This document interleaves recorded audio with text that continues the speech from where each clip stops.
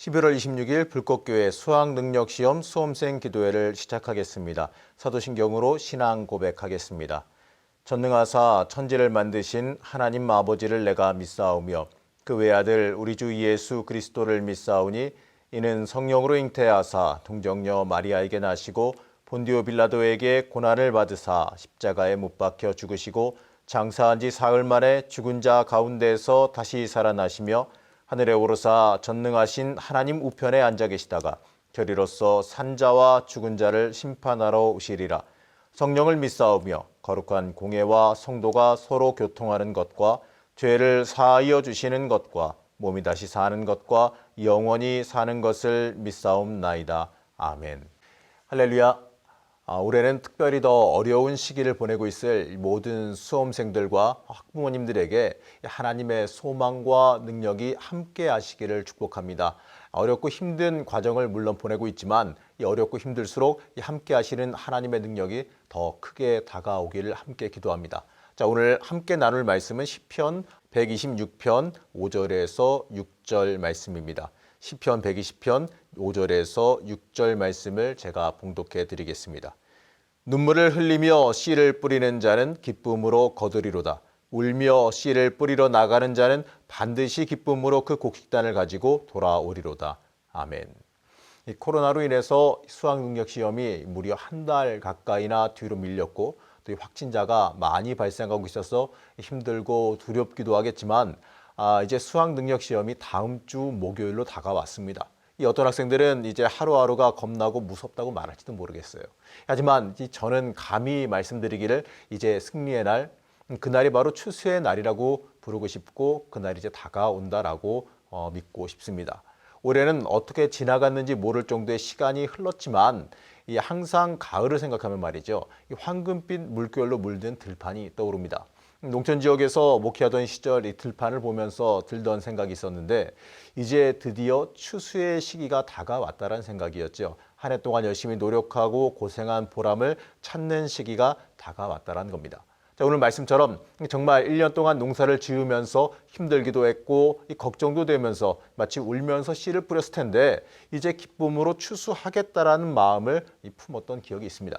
자, 이제 일주일 정도를 남긴 수험생들을 생각하면서 드는 생각은 이제 1년 동안 열심히 한 노력을 거둘 때가 되었다는 생각이죠. 1년 동안 어쩌면 우리나라 입시 체계를 생각하면 어려서부터 공부해온 이 열매를 거들어가는 날 같습니다. 지금까지 열심히 눈물을 흘리는 고통을 이겨가면서 씨를 뿌려왔다는 것이죠.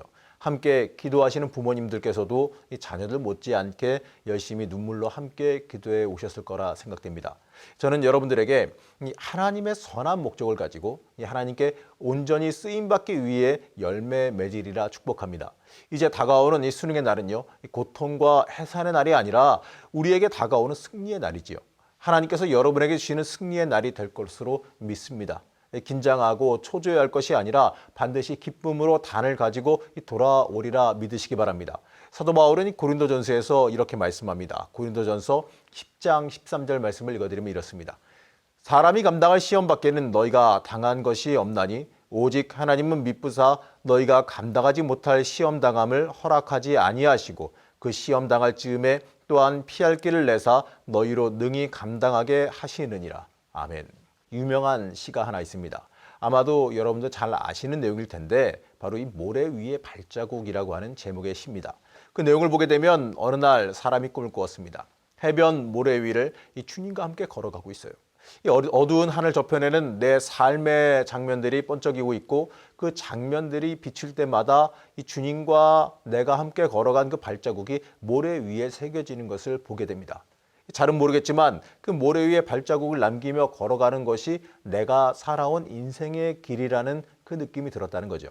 그런데 이 번쩍이는 마지막 장면에서 이 모래 위에 새겨진 발자국을 보게 되니까 거기에는 여태까지와 다르게 한 사람의 발자국밖에 없었다고 합니다. 그 부분에 떠오르는 내 삶의 인생의 한 부분을 보니까 이 자신의 평생에 가장 침울하고 힘들고 슬프고 어려울 때였다는 거죠.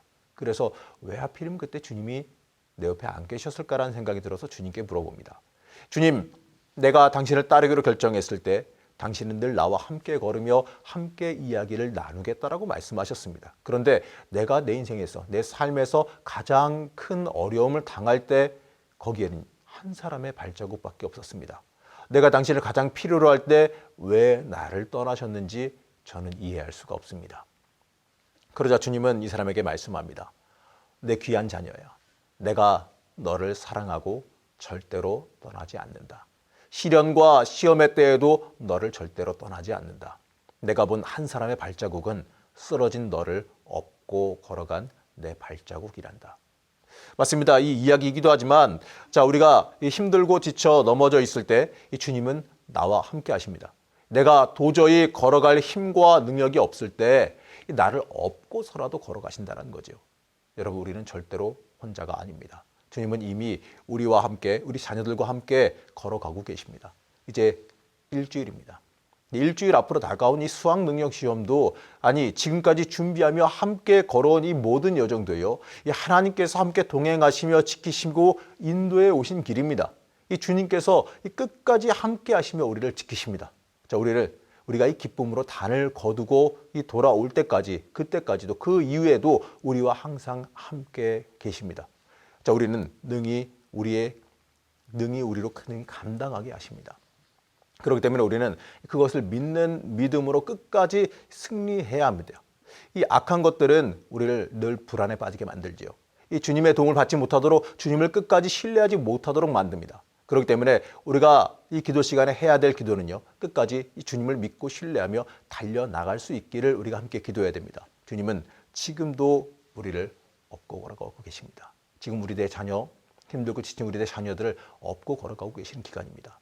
우리가 지금까지 울며 씨를 뿌린 그 열매를 거두도록 우리를 업고 걸어가십니다. 그 주님을 기억하시면서 끝까지 자녀들을 위해서 합심해서 기도해 주시기 바랍니다. 이 자녀들이 주님 끝까지 의지하고 담대히 나아갈 수 있기를 기도해 주시기 바랍니다. 하나님께서 함께 하시고 또 거두게 하심을 고백하게 하시고 매 순간순간마다 지키시며 보호하시기를 함께 기도하시기 바랍니다. 그리고 불안에 빠지지 않도록, 두려움에 빠지지 않도록 주님께서 지금도 지키시고 동행하신다는 것을 강하게 가르쳐 주시고, 또 그들이 불안해지지 않도록 주님께서 강하게들 붙잡아 달라고 함께 기도해 주시기 바랍니다. 기도하실 때에 하나님께서 강하게 보호하시며 지키심을 경험하기를 축복합니다.